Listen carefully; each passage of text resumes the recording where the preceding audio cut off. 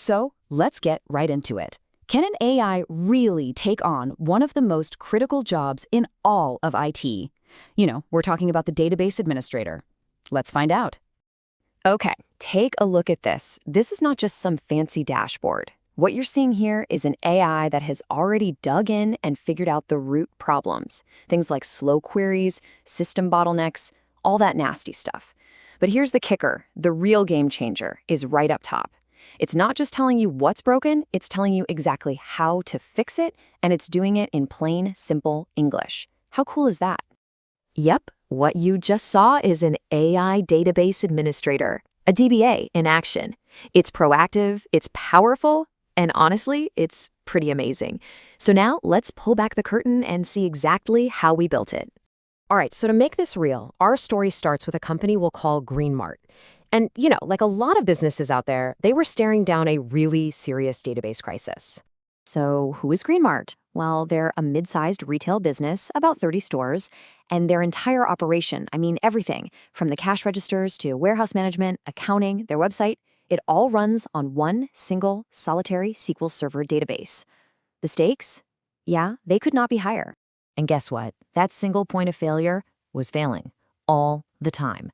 The IT team was just getting buried in complaints. You've probably heard this stuff before. The system is slow. My transaction is locked. This query is just hanging.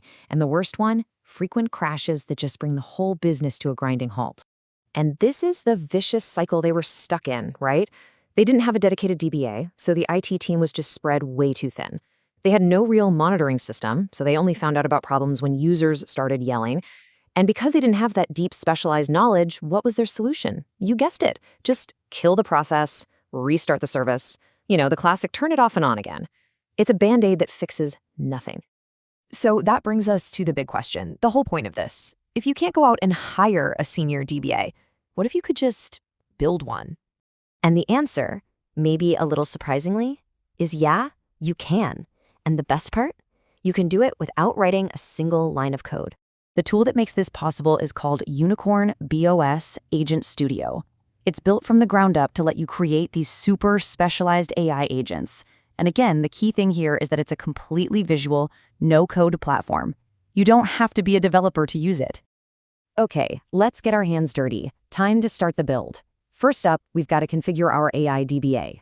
So the very first thing you do is give the agent an identity. I like to think of it like onboarding a new employee. You give them a name so you know what to call them, a clear job description, and an icon to make them easy to spot. So for our Greenmart case, we're going with Warehouse SQL Server Monitor. Nice and descriptive. And for the icon, we picked a shield. Kind of makes sense, right? Its whole job is to protect the database. All right, next up, we have to choose its engine. This is the base model, and it's basically the AI's brain.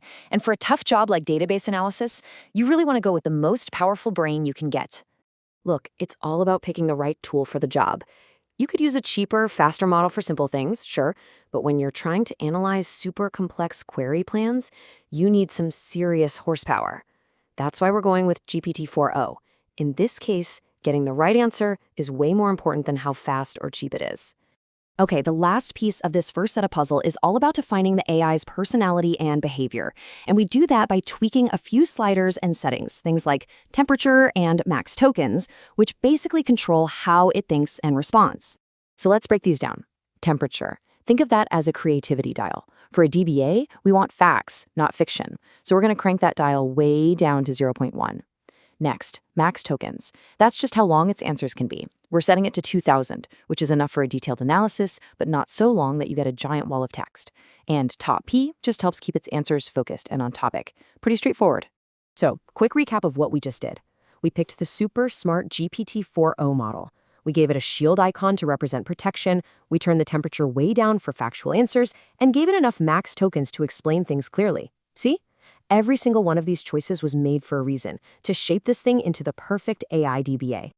Okay, so the AI's basic identity is configured. But what does that actually mean? What's next for Greenmart's new hire? The best way to think about it is like this. We just built the chassis of a race car. It has a name painted on the side, a monster engine under the hood, and we've tuned the suspension. But there's no driver in the seat. It doesn't know the rules of the road, doesn't know the track. Right now, it's just an empty box. So what we did today was define its role context. Think of that as its one-line job title. You are an expert SQL DBA. Simple.